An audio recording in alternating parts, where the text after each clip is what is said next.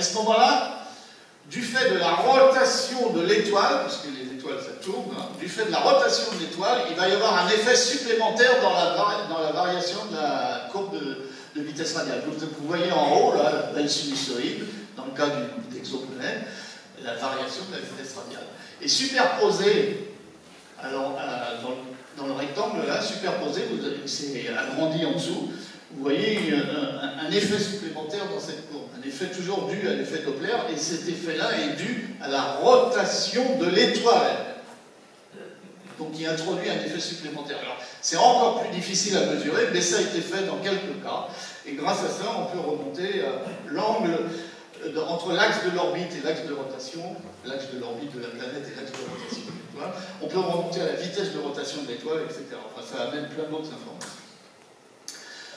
Autre méthode, ça c'était de la spectro, maintenant des méthodes photométriques. Alors la première évidente, c'est l'occultation, c'est ce que je viens de dire. Si, vu de la Terre, on est à peu près dans le plan de l'orbite de la planète, alors la planète, quand elle tourne autour de son étoile, à un moment donné, elle va passer devant l'étoile vue de la Terre. Et donc ça va cacher une petite partie de la surface de l'étoile, et ça va donc faire diminuer la lumière de l'étoile. Et ça, c'est mesurable. C'est ce qu'on appelle le transit.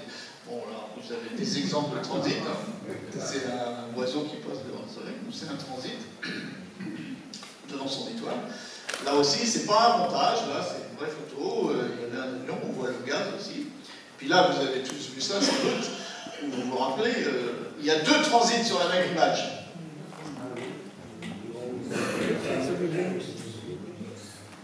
Il y a un avion. C'est pas Vénus. C'est Mercure. En 2003, le transit de Mercure devant le Soleil, vu depuis la Terre. Alors ça ne se voit pas à l'œil nu, un transit de Mercure, pour un télescope. Et vous voyez, il y a deux transits sur la même image. Au centre, il y a une tache, mais ça n'a rien à voir, c'est une tache à la surface du Soleil. Et puis évidemment, le transit de Vénus, hein, en 2012, vous l'avez tous vu, vous voyez des belles images du transit, même au coucher du Soleil, etc. Voilà. Et ben, c'est cette méthode-là qu'on va utiliser, c'est-à-dire une planète, si on est à peu près dans le plan de l'orbite de la planète, à ce moment-là, la planète va passer devant son étoile, elle va éteindre une petite partie de la surface de l'étoile, donc la luminosité de l'étoile va diminuer. Par exemple, quand Jupiter passe devant le Soleil, ce qu'on ne peut pas voir depuis la Terre, évidemment, quand Jupiter passe devant le Soleil, la luminosité du Soleil diminuerait environ 1%. Et 1%, c'est facilement mesurable. Il n'y a pas besoin de très grands télescopes. Voilà, vous avez un autre transit, hein, le transit de la Station spatiale internationale devant le Soleil, au moment du début du Nexus. Alors on peut estimer la probabilité d'un transit, et cette probabilité, évidemment, elle dépend du rayon de la planète et du rayon de l'étoile. Hein. Plus l'étoile va être grosse, plus ça va être facile, et plus la planète est grosse, plus ça va être facile, et plus il y a la probabilité qu'il y ait un transit. Et évidemment, ça dépend aussi de la distance du demi-grand axe, donc de la distance de la planète à l'étoile. Plus la planète va être éloignée, plus la probabilité d'avoir un transit va être petite. Alors vous avez quelques exemples, vous voyez, une planète qui aurait une période de 3 jours, il y a 11% de probabilité qu'il y ait un transit, mais une planète du genre Terre, hein, ça descend à 0,47%, hein, ça devient plus difficile. Bon. Alors voilà le schéma de la photométrie d'un transit, pendant que, quand vous voyez, donc quand la planète passe devant, il y a une petite diminution. Et donc on mesure la profondeur de la diminution, et cette profondeur-là, elle est directement proportionnelle au rapport du rayon de l'étoile, du rayon de la planète sur le rayon de l'étoile. Et voilà le premier transit photométrique d'une planète autour d'une étoile. La planète en question, elle s'appelle Osiris, ou HD 209-458P. On lui donne un nom, c'est plus facile. Osiris, et vous voyez, le 9 septembre 1999, on voit un transit. Ça a été fait avec un petit télescope de l'ordre de 35 cm sur un campus américain. Mais si vous voyez qu'un seul transit, personne ne vous croira, il faut le revoir, évidemment, puisque c'est périodique, on doit le revoir. Dans ce cas-là, on sait que la période était 4 jours. 4 jours après, ça tombe la journée, on ne peut pas faire les observations, donc on attend encore 4 jours à peu près, et on revoit le transit, donc tout le monde est convaincu. Donc voilà le système Osiris vu de dessus. Et donc la planète, c'est vu de dessus. Ça, c'est à la même échelle, c'est Mercure. Donc elle est beaucoup plus proche de son étoile que Mercure et du Soleil, c'est à la même échelle. Mais en réalité, vu de la Terre, on ne la voit pas de dessus, mais on la voit presque de profil. On la voit comme ça. Il y a un petit angle d'inclinaison de l'ordre de 7 degrés. Et donc, il y a transit. Et c'est le transit que vous avez vu avant. Voilà. C'est tout simple. Il n'y a pas besoin de VLT, Very Large Telescope. Avec des VLT, Very Little Telescope, ça marche. Alors, CORO, donc les missions spatiales ont servi à ça, parce que ça a commencé par CORO, qui a été lancé le 27 décembre 2006. Bon, maintenant, CORO est arrêté, il est mort. Mais il était spécialisé justement dans la photométrie de haute précision. Et donc, il passait une partie de son temps à essayer de détecter des transits de planètes extrasolaires. Et il faisait aussi beaucoup de physique stellaire. Et voilà le premier transit, la première planète CORO. Donc, vous voyez le magnifique transit, 2,3%. Et vous voyez, on observe en permanence le flux de l'étoile, et de temps en temps, il y a un transit, et c'est périodique, on a la période. Et avec ce transit-là, on a abouti à ces paramètres-là de la planète. Parce que quand vous observez une planète par transit, vous n'êtes jamais sûr que c'est vraiment, le transit est vraiment dû à une planète. Il y a d'autres cas, d'autres possibilités qui pourraient expliquer cette diminution de luminosité. Donc quand vous voyez un transit, il faut immédiatement essayer de le confirmer avec la méthode des vitesses radiales. Et donc comme avec cette méthode des vitesses radiales, vous remontez à la base, là vous êtes sûr d'avoir vu une planète ou pas. Donc c'est ce qui a été fait, évidemment c'est ce qui est fait. Seulement la méthode des vitesses radiales, c'est beaucoup plus difficile à mettre en œuvre, donc ça prend beaucoup de temps. Et puis après, il y a eu le satellite Kepler de la NASA qui fait à peu près la même chose que CORO, mais vers beaucoup plus d'étoiles et pendant un peu plus longtemps. Lui, il était spécialisé là-dedans. Il a été lancé en mars 2009, il est mort aussi, lui. Enfin, il peut toujours observer, mais pas dans tout le ciel, et puis surtout, pas dans... Il est plus refroidi maintenant. Il est pratiquement mort aussi. Mais il a rempli ce qui était prévu, quoi. Et voilà les premiers transits, les 5 premiers transits de Kepler avec la taille des planètes. Parce que, évidemment, cette méthode-là permet de remonter à la taille de la planète, à son rayon, si on connaît la taille de l'étoile en question. Voilà un transit de Kepler 10, et je vous le montre parce que jusqu'à récemment, ce transit-là était dû, ça a été confirmé donc avec la méthode des vitesses radiales, c'était dû à une planète qui faisait 4,5 fois la masse de la Terre, mais surtout qui avait un rayon de 1,4 fois le rayon de la Terre. C'est-à-dire jusqu'à assez récemment, c'était la plus petite planète extrasolaire connue en termes de taille. 1,4 fois le rayon de la Terre. Mais on a fait mieux depuis. Alors là, un exemple de l'étoile Kepler 11. Ça, c'est absolument extraordinaire, parce que autour de Kepler 11, vous voyez tout le suivi photométrique, et puis les transits, là, et il y a plein de transits. Et en analysant ça, et en faisant des modèles, Kepler a détecté 6 planètes autour de la même étoile. 6 planètes autour de la même étoile, et donc les 6 planètes font des transits. Donc on avait de la chance, hein, on avait un système planétaire qui était presque dans le même plan, et vu de la Terre, on était dans ce plan. Donc 6 planètes qui font des transits. Et comme les données du satellite Kepler sont particulièrement bonnes, sans aller vérifier avec la méthode des vitesses radiales, ils en ont déduit la masse de chaque planète. C'est-à-dire que, comme il y avait plusieurs planètes, à chaque transit, enfin chaque planète est influencée par la présence des autres. Et donc à chaque tour, à chaque transit, le temps du transit diffère très légèrement à cause de l'influence de la perturbation gravitationnelle des autres planètes. Et en modélisant tout ça, avec des données extrêmes de très haute qualité, on a pu remonter à la masse des 6 planètes et à leur taille. Et voilà le résultat Kepler 11, vous voyez en bas avec l'estimation des rayons. Donc c'était un très très beau travail, ça, grâce aux très bonnes données de Kepler. Voilà le système de Kepler, à la même échelle, c'est le système solaire. Voilà. Donc, Osiris, celle dont je vous ai montré le premier transit, elle a été détectée par les 2 méthodes, forcément. Maintenant, on est sûr que c'est une planète. Donc en haut, vitesse radiale, et en bas, le transit. Entre parenthèses, ce transit-là, c'est exactement le même que celui que je vous ai montré, sauf que là, il est fait avec le Hubble Space Telescope depuis l'espace, alors que l'autre c'était avec un petit télescope au sol de 35 cm. Donc c'est le même transit, mais là, évidemment, la précision est extraordinairement meilleure. Avec la méthode du haut, vitesse radiale, vous déduisez la période, évidemment, et la masse, 0,6 fois la masse de Jupiter. Avec la méthode du transit, vous déduisez le rayon de la planète, sa taille, et aussi sa période d'ailleurs. Et si vous connaissez la masse et la taille, vous en déduisez immédiatement la densité. Et donc là, on avait une densité de 0,3 grammes par centimètre cube. Là, on avait la preuve définitive qu'on avait bien affaire, au moins dans ce cas-là, on avait bien affaire à une planète géante gazeuse. Ça flotte sur l'eau. Et donc, avec un transit, vous voyez, de 1,6%. Rappelez-vous, 1,6%, vous allez voir. Alors, Kepler, c'est très intéressant, donc c'est des méthodes du transit. Il a détecté des milliers de transits, enfin des milliers de candidats planètes.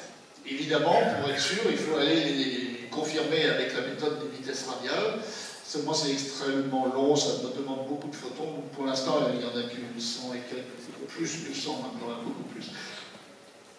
Et en plus, toutes les données du satellite Kepler sont en accès libre sur Internet, donc tout le monde peut aller les chercher.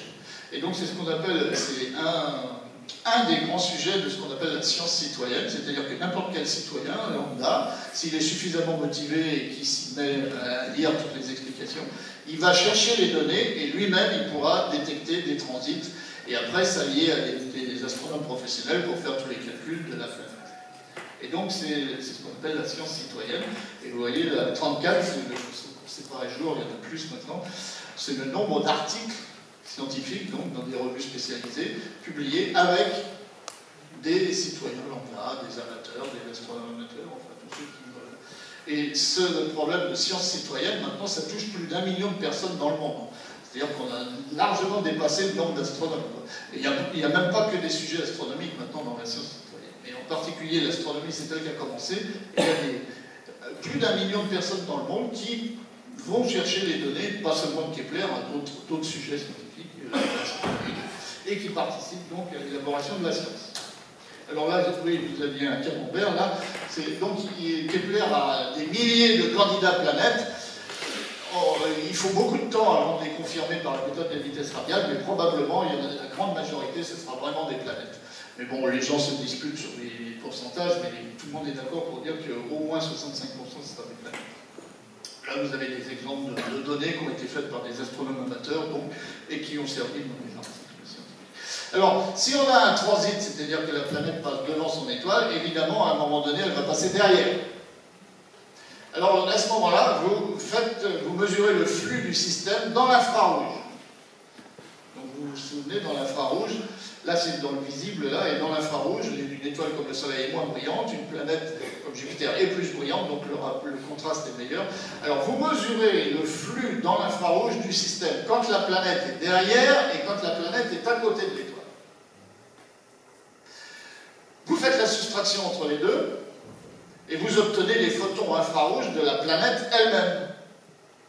Et si on est capable de faire ça, avec ces photons infrarouges de la planète elle-même, on est capable de remonter à la température, à la surface de la planète. Et donc ça a été fait dans quelques cas, là, vous voyez un transit secondaire, hein. Ça a été fait, voilà, dans deux cas. Hein. Osiris, c'est la deuxième, c'est le cas. Et grâce donc, dans l'infrarouge, avec le satellite de la NASA, infrarouge Spitzer, à 4, 5, 8 et 24 microns, le transit secondaire, donc la planète passe derrière, donc à côté et derrière, et on remonte à la température, à l'albédo, et dans ce cas-là, on trouve de l'ordre de 800 à 900 degrés Celsius, qui évidemment pour la vie, ça ne marchait pas, mais on est capable donc de remonter à la température. Et puis, juste pour un petit clin d'œil là, en 2009, a été détecté, c'est une vue d'artiste, hein, c'est pas une image, a été détecté pour la première fois les phases d'une planète extrasolaire, exactement 4 siècles après la découverte des phases de la planète Vénus par Galilée. Et donc ça tombait en même temps que l'année internationale, l'année mondiale de l'astronomie. Donc 4 siècles après, on a trouvé les phases d'une planète extrasolaire. Et puis juste un point historique. En 1952, là, Otto Struve, qui travaillait aux États-Unis, il a écrit un article de deux pages dans The Observatory. 2 pages. Ça, c'est la deuxième. Et dans cet article de 2 pages, il décrivait absolument, complètement, la méthode des vitesses radiales et la méthode des transits. Et évidemment, il disait, on n'y arrive pas aujourd'hui, mais peut-être qu'un jour on sera capable. Et il disait même la possibilité, dans ces 2 pages, que des planètes soient très proches de leur étoile. Donc voilà, c'est pour ne pas l'oublier, c'est qu'il avait décrit tout ça bien longtemps. Autre méthode photométrique, ce qu'on appelle la méthode, le micro-lentille gravitationnelle. Alors là, c'est une méthode complètement différente, qui n'a rien à voir, mais c'est toujours de la photométrie. C'est l'effet Einstein qu'il avait calculé sur un coin de table en 1933 en disant jamais on arrive. C'est rigolo, mais bon, on ne le verra jamais. Et Paczynski, un astronome polonais, mais qui est décédé depuis, en 90, il a repris tout ça et il l'a appliqué avec des vraies étoiles qu'on voit dans les news de Magellan. Et après, une manip a été faite pour détecter cet effet de micro-lentille gravitationnelle. Dans les années 90, c'était pas pour détecter des planètes, c'était pour détecter la matière noire dans le halo de notre galaxie. Moi j'étais dans l'équipe en question et on n'a pas détecté cette matière noire, mais c'était un résultat positif, c'est-à-dire on sait que maintenant la matière noire dans le halo de la galaxie, ce n'est pas de la matière baryonique, c'est-à-dire de la matière normale avec des protons et des neutrons. Mais bon, c'est un autre problème. Alors vous regardez, l'observateur, il regarde une étoile, ça fait une tache de lumière. Si entre l'étoile et l'observateur, il y a une masse qui passe, si les trois sont parfaitement alignés, l'observateur, la masse qu'on appelle lentille, en fait, et l'étoile qui le regarde, si les trois sont parfaitement alignés, à ce moment-là, il ne va pas voir une tache de lumière, il va voir un cercle de lumière, ce qu'on appelle le cercle d'Einstein, si l'alignement est parfait. Alors la taille du cercle, elle est tellement petite qu'on n'arrive pas à le détecter. Mais il y a un autre effet. C'est que l'étoile qu'on regarde, elle émet des rayons lumineux dans toutes les directions. En particulier, elle émet un rayon lumineux dans cette direction-là. Vous voyez la direction qui descend là, avec la flèche. S'il n'y avait pas de masse entre l'étoile, entre l'observateur et l'étoile qui le regarde, et bien ce rayon irait en ligne droite et il ne tomberait pas dans l'œil de l'observateur. Mais comme il y a la masse, l'effet Einstein, la déviation du rayon lumineux par la masse, ce qui en réalité, le photon il va toujours en ligne droite, mais c'est l'espace qui a été courbé avec la masse. Eh bien, dans l'œil de l'observateur, il tombe beaucoup plus de photons que s'il n'y avait pas de masse de lentilles. Et donc, l'effet net de ça, c'est l'amplification de la lumière. Et donc, ça, c'est un effet qui est mesurable. Donc, la courbe rouge que vous voyez, vous mesurez le flux d'une étoile en fonction du temps, en permanence. Et quand il y a un effet de micro-lentille, eh bien, vous voyez, le flux, il augmente, et puis il diminue, et ça, c'est parfaitement symétrique dans le temps. Ça c'est dû à la masse qui passe sur la ligne de visée.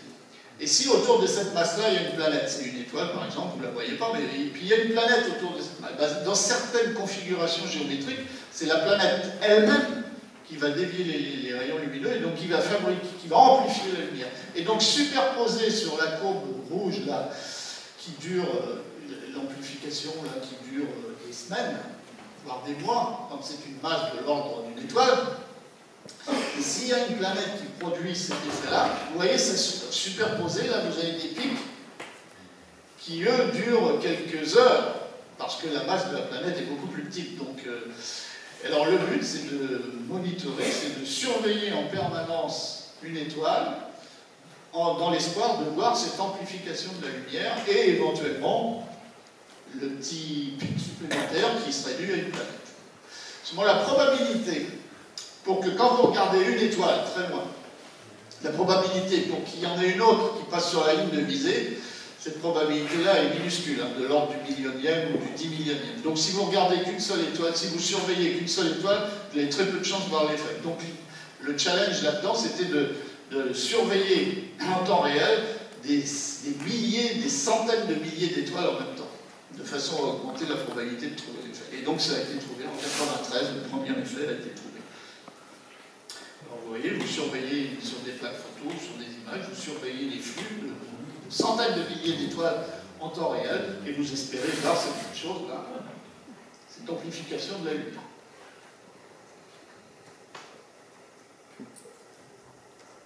Et des pics dus à la présence de la planète. Bon, en réalité, il faut modéliser tout ça, et c'est beaucoup plus compliqué que ce que je dis, parce qu'il y a des histoires de caustique, etc., mais je ne vais pas rentrer dans les détails.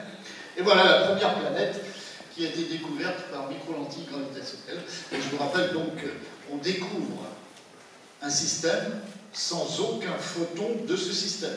C'est quand même puissant la science, hein, cette méthode-là en particulier.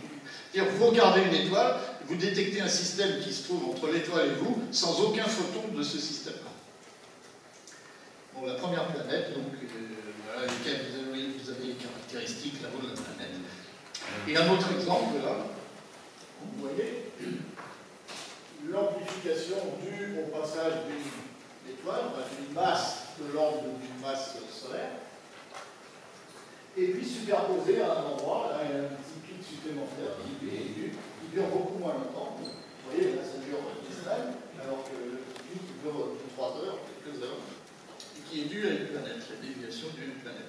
Alors, ce qui se fait maintenant, c'est qu'on surveille en permanence des millions d'étoiles, nuit et jour, pas nuit et jour, mais tout autour de la Terre, donc tout le jour, 24 heures sur 24. On surveille et on réduit en temps réel des observations. Donc là, vous avez une observation. Et puis là, ça commence à monter. Vous voyez, les carrés noirs, là, ils commencent à monter. Alors là, on se dit, ah, peut-être qu'il va y avoir un effet micro-lentille. On alerte, un réseau. Alors après, ça change de couleur. C'est différents télescopes dans le monde autour de la Terre, de façon à avoir des observations 24 heures sur 24, des télescopes de photométrie suffisamment précis, qui continuent à suivre l'amplification dans l'espoir de voir la petite vue à la planète. Donc dans ce cas-là, voilà les paramètres qui ont été trouvés, et c'était peut-être la première planète extrasolaire tellurique rocheuse. Avec ces caractéristiques-là, c'est probablement le cas. Alors le problème avec cette méthode-là, c'est qu'elle est capable de trouver, c'est pas un problème, c'est un avantage, elle est capable de détecter des toutes petites planètes. L'inconvénient, mais c'est pas vraiment l'inconvénient, mais l'inconvénient c'est que d'abord ça ne marche pas pour des étoiles proches de nous. C'est la seule méthode qui est capable de détecter des planètes très loin de nous. Pour des étoiles très proches, il n'y a pas d'effet de micro-lentille. Il faut des étoiles très très éloignées dans une autre galaxie ou vers le centre de la galaxie. Donc ça c'est... Mais le gros désavantage, c'est qu'une fois qu'on a détecté la planète, on ne peut plus rien faire. Parce qu'une fois que la masse est passée, ben, on ne sait plus où elle est, et donc on ne peut pas faire de suivi, on ne peut pas utiliser d'autres méthodes, enfin, on ne peut plus rien faire. Donc c'est un gros désavantage, mais dans le futur, avec des plus gros télescopes, on arrivera peut-être à pouvoir suivre la masse. Mais pour l'instant, on ne sait pas. Donc ça, c'est un gros désavantage, mais le fait de pouvoir détecter des planètes loin, ça c'est un avantage, parce que c'est une méthode qui permet de faire des statistiques. Toutes les autres méthodes, c'est sur des étoiles proches. Là, on a une possibilité sur des étoiles très éloignées de voir si c'est pareil que dans le voisinage solaire. Et alors voilà la situation aujourd'hui. Donc on connaît 1822 planètes qui tournent autour d'autres étoiles que le Soleil. Elles sont dans 1137 systèmes planétaires, donc il y a 467 systèmes multiples, le record étant 6 ou 7 planètes autour de la même étoile. Et vous voyez que la méthode des vitesses radiales, jusqu'à l'année dernière, la méthode des vitesses radiales, c'est celle qui donnait le plus de résultats. Mais l'année dernière, le satellite Kepler, il a publié d'un seul coup quelques centaines de transits, confirmés par la méthode des vitesses radiales, et vous voyez que maintenant, donc, les transits, il y en a beaucoup.